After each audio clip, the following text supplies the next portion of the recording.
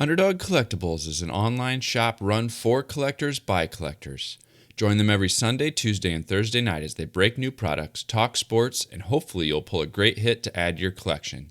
Visit them at www.udogcollect.com and tell them WaxPackHero sent you. Remember, always bet on the underdog.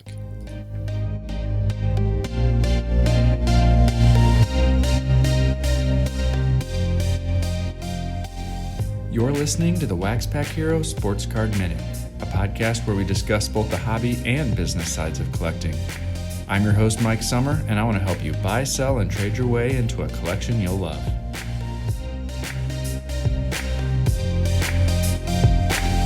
Well, hello everybody, and welcome back to another episode of the WaxPackHero Sports Card Minute. I hope things are going well for you wherever you are at and whenever you are listening to this. Hope you're staying safe, and I hope you're actually able to take advantage of this resurgence that we've seen over the last year or two in the hobby, and especially this last several months in the midst of COVID. There's more cards being opened than ever before. There's more eyes on cards and eyes on collection and eyes on the hobby than we've ever had before, and that's led to all kinds of increased conversations with both returning collectors, with brand new collectors, and with people who have been in the hobby the whole time. It's been a lot of fun. At least it's been a lot of fun for me to have this increased focus and increased presence on the hobby. There's content everywhere, and so I hope you're just able to have a good time enjoying this hobby that we all love. Well, today we've got another conversation, and it's with someone that many of you might already be familiar with, but has stepped away from the directly working in the hobby for the last several months. Today we're going to talk with Susan Lulgjuraj, better known as Sooz. We first decided and had talked about getting together for an interview back at last year's National. And then as she stepped away from Topps, that kind of got put on hold a little bit as things shook out and things got settled. And then with COVID and everything else going on, we are just now finally getting a chance to get together and talk. But I've got that interview that I'm going to go ahead and run right now. Sooz, welcome to the show. Thanks for having me. I appreciate getting a chance to connect. We first met at the National last summer and had briefly talked about getting together for an interview, and one thing led to another and some stuff came up and we didn't get a chance to do that till here almost 9 or 10 months later. So I appreciate the chance to finally connect with you a little bit. Yeah, this is exciting. I'm really I'm looking forward to our chat. Maybe the first thing is just to give the listeners a little bit about your collecting background. If I'm not mistaken, I think it might have been 1990 Fleer. Is that right? 91 Fleer. 91 The ugly Fleer. yellow that everybody gives such a bad rap for it, and I love it. It's tough when you love something because it was your first. That's the first that I remember collecting as a kid. I'd go. My mom would give me money to go to the store to buy some milk, and then I would take the change and buy packs of cards. You can't do that anymore. But that's how, when I was a kid, that's how it was. I'm up at the corner deli, getting some milk. And I'm like, yeah, let's throw in a pack or two of cards. Because at the time, they were only, a quarter? So, and that was, the first set that, for me, that I was, really collecting that I didn't have to, steal from my brother. Then did you collect all throughout your childhood then? I did. I collected a little bit here and there. And it was really when I turned, 16, 17 in that range that my collection started to really grow because I got my first job.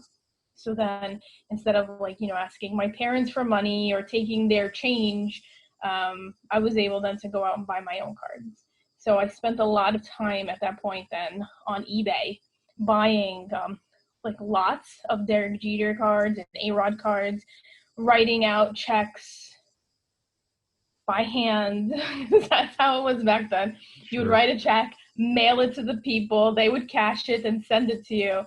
It just, it would take 2 weeks to a month to get the cards because you have to wait for the check to clear. Oh my goodness. If people tried that now, forget it. If you don't pay within 2 hours of the eBay auction, the seller starts freaking out. So it's so different. Yeah, those early days of eBay were definitely a different world. That's for sure. Is Jeter the primary focus of your collection now? Or are there other things that you collect? No, Jeter is my main focus. It kind of has been for a long time. Obviously, since I was 16, 17. Yeah, that's when he was a rookie.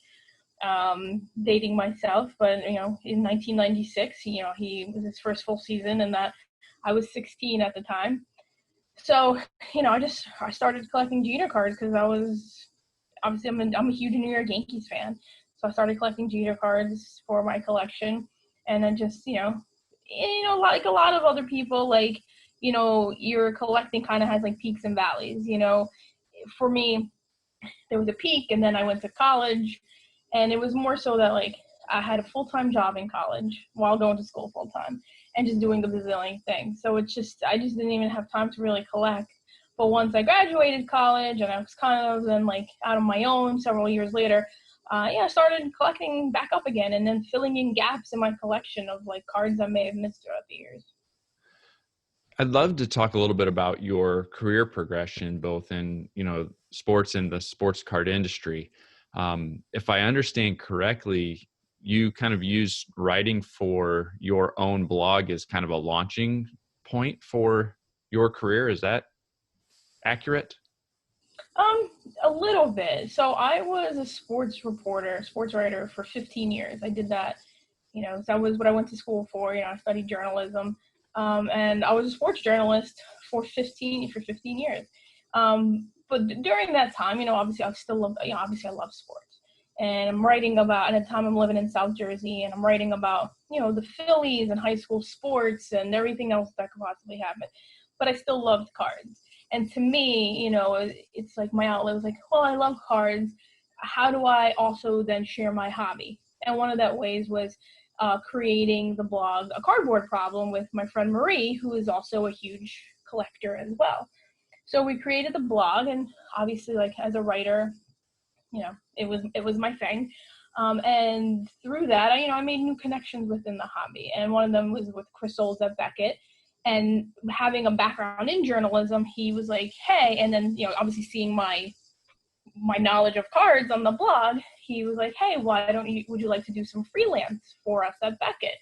So I did, and I did freelance for them. It was, I think it started at the National one year in Baltimore, and I wrote like 4 articles that weekend. And then it turned into a steady gig with them. And when then there was a job opening, I think somebody had left, and then there was a position open for like basketball, football, and hockey editor. They offered me the position and jumped on board. So instead of being a sports writer, I became a sports card writer. And then from there, I happened to see a job opening at Topps and reached out to people I knew at Topps to see if, I'd be able to come in for an interview. And I did, and I got the job, and I worked at Topps for 5 years after that. Now, did you relocate to Texas when you worked for Beckett, or did you still work from New York? I still worked from New York. I was able to work remotely from home, Okay. which I was grateful for because I was not moving to Texas. No offense to Texas.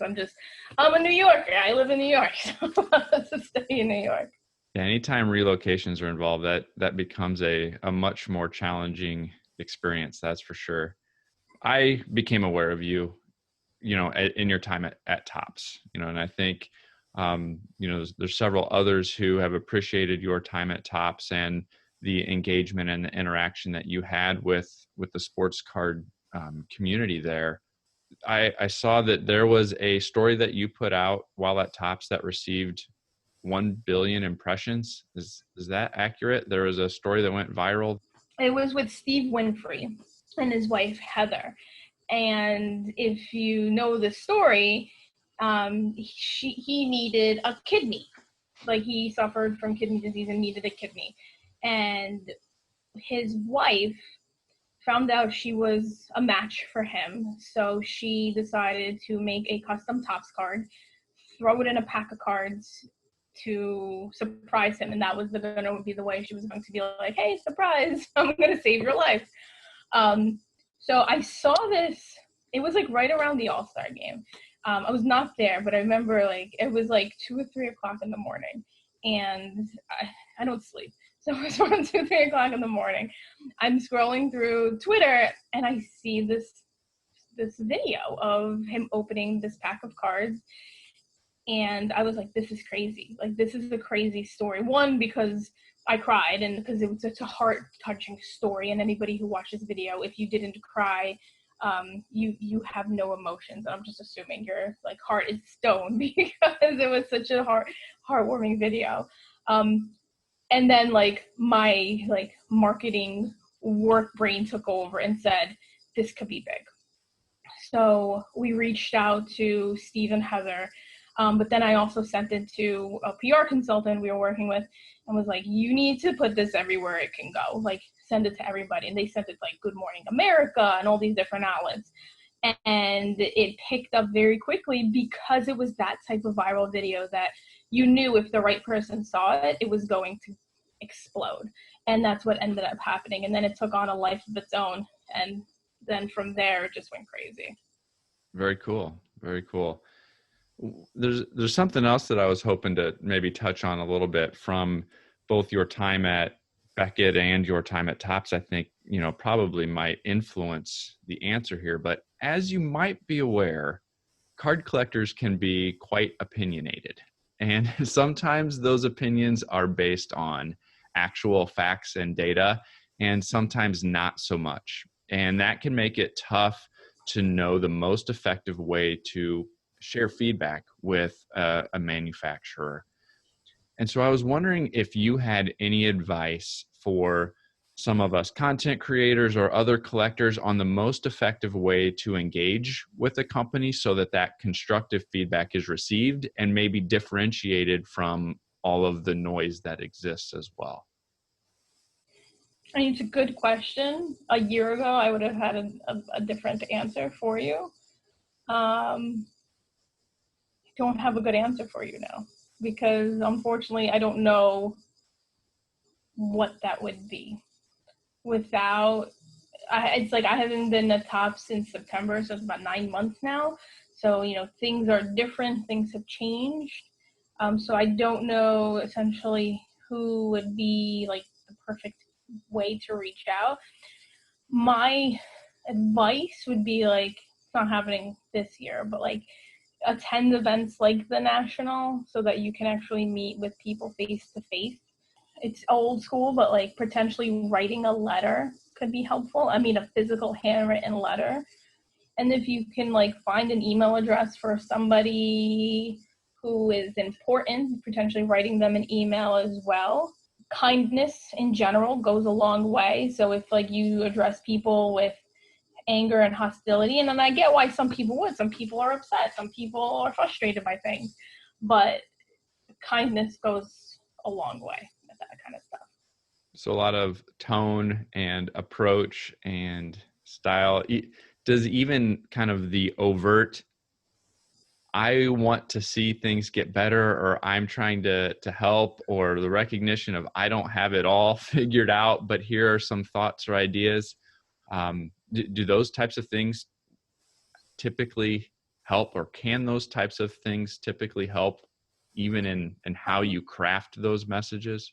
I think that it's like they're appreciated, but I also think like sometimes when somebody has an idea that like this would be better if it's done this way, and you're like, maybe, but you know there's a lot that happens behind the scenes that you're probably not considering.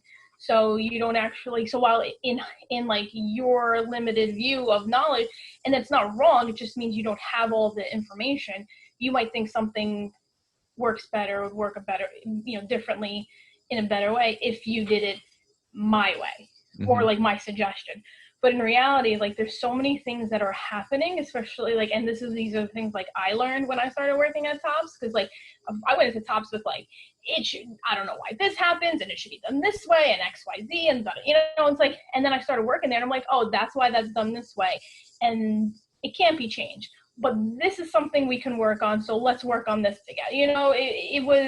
There's some things that can be changed, and there's some things that unfortunately can't due to different like systems and processes that happen in the background that people aren't aware of.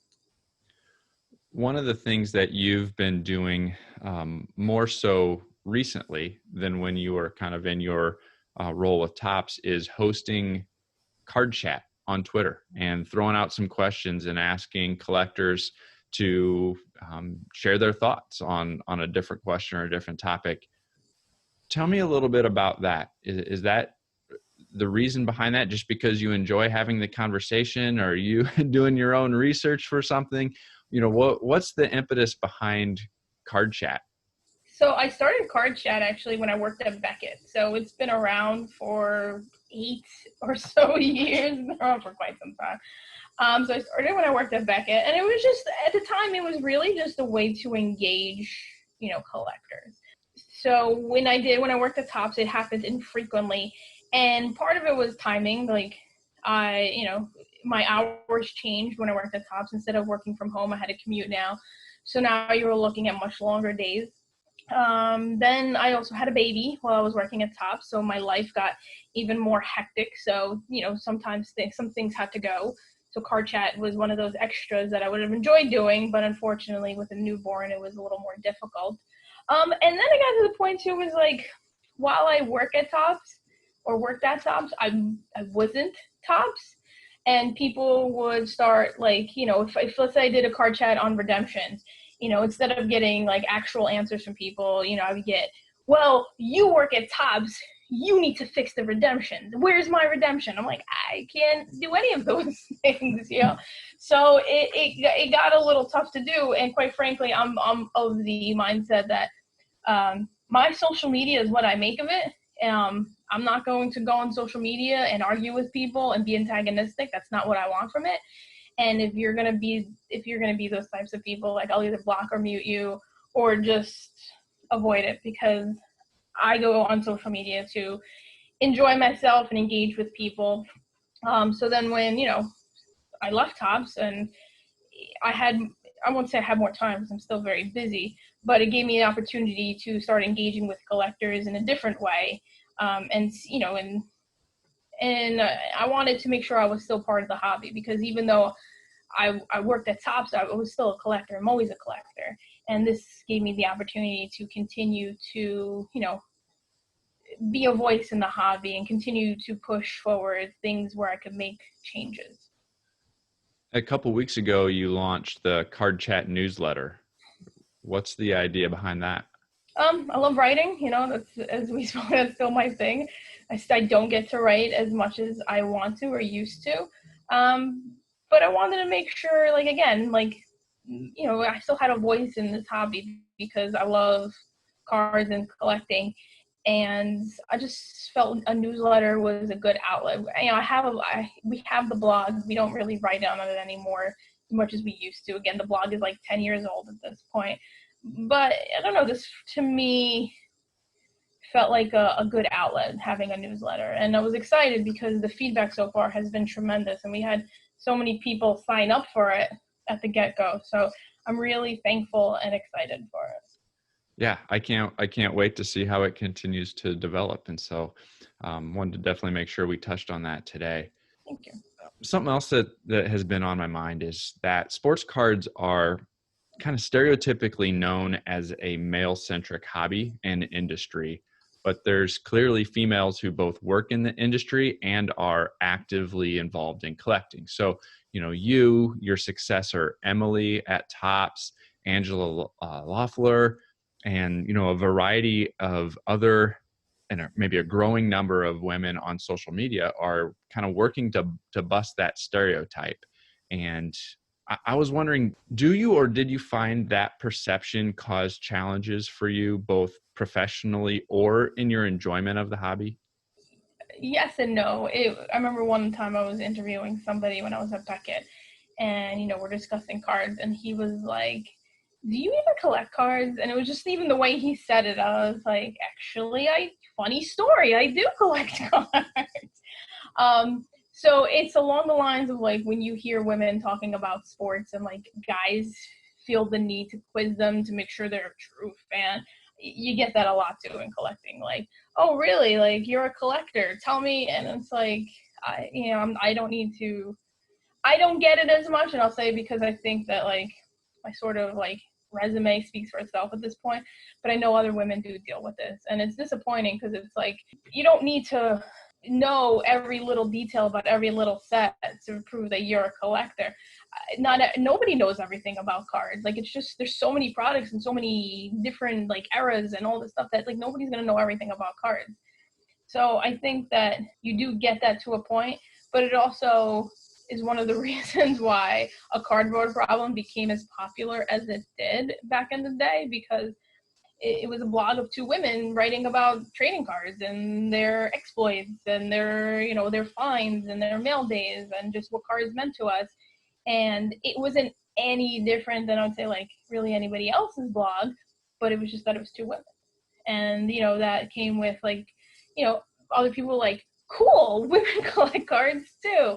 And I didn't feel it was inherently negative. It just was sort of like, felt like a novelty at the time. But what's great is that with social media, you know, you see that there are other women out there who collect cards, and it's not as different as it used to be, but the reality is it's still male dominated. Like, I feel like of like the people I follow when it comes to card collecting, most of them are men, but I make it a point anytime I see there's a woman who collects cards, like they pop up in my feed, I immediately follow them because I want to make sure that, you know, I support that. And, you know, if they ever have any questions for me, I'm here.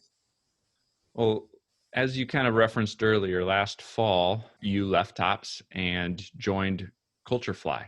Can you tell me a little bit about Culturefly and the role, or what the company does and what you do for them?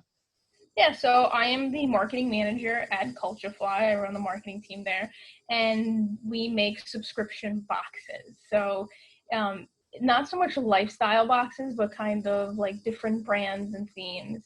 So they do Pusheen, they do Supernatural, the Nick box, like retro 90s Nick TV shows, Friends box, The Office box, My Hero Academia, which is an anime. I'm just trying to think. There's a lot of JoJo Siwa box, you know, so it kind of hits on like a bunch of different, like for kids and adults and men and women. So it's a lot of different things there. And they're really fun boxes. And the reason I actually knew about them was because I was a customer first. They also do the Supernatural box, and I'm a huge fan of Supernatural, the TV show. And so one year, I think it was 2-ish years ago, I was in New York Comic Con for Topps, you know, working the booth. But as I'm walking the floor to Topps, I see this booth that has the Supernatural box that they're launching. And I was like, oh, this is so cool. So I bought in. I've been a customer since the very first Supernatural box. And now I work for them. Well, I have a few rapid fire questions for you to end the show. Something that I picked up from Ty over at the Breaker Culture podcast that I've been working to incorporate every once in a while. And so I've got a few rapid fire questions for you. Are you ready? Yes. All right. First of all, what is your favorite junk wax era set? I guess 91 Fleer. The first one. That makes sense. What is your favorite non-sports card podcast? You know, I don't listen to podcasts. Oh, I know, I'm a jerk, right? We're on a podcast.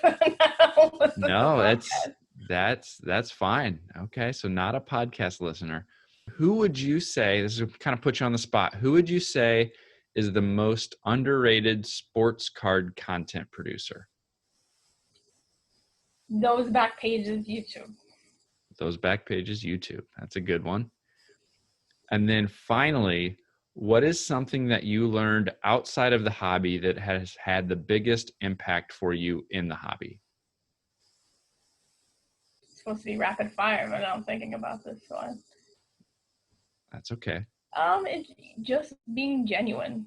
Like the same thing, you know, in life, if you're genuine, I feel like that goes a long way with people. And I felt the same way with that within the hobby. Like, I'm not going to be somebody I'm not. So what you kind of, other than like my lack of cursing on social media, because I curse a lot in real life, what you see is what you get. And I think that's very important in life and in the hobby and just in general, is just to be genuine. Very cool. Well, Suze, where can people follow you? You can follow me on Twitter at Yankschick, YAN as in Nancy, XCHICK, because I am a Yankees fan. And that's probably everything I do is on there. I don't really care for Instagram and Facebook all that much. There you go. Well, thank you so much for joining me today. I appreciate having the conversation. Thanks so much for having me. I hope you enjoyed that conversation with Sooz. She's done so much in the hobby, has such a great reputation in the hobby, and I'm thankful that she agreed to come on the show for an interview. You can let me know what you thought by reaching out at waxpackhero@gmail.com or on Twitter at @TheMikeSummer. You can find me on TikTok at WaxPackHero there as well. I would love to hear your feedback and your thoughts. I would also invite you to check out the Hobby Hotline. We're live every Saturday morning and every Monday night. A variety of us podcast hosts all get together to take calls from you, the collector, so that we can have a fun conversation about the hobby, answer any questions that are on your mind, discuss any topics that you've been thinking about. We just like to celebrate this hobby. So tune into the Hobby Hotline as well. Well, that's all I've got for you today. So I will catch you next time.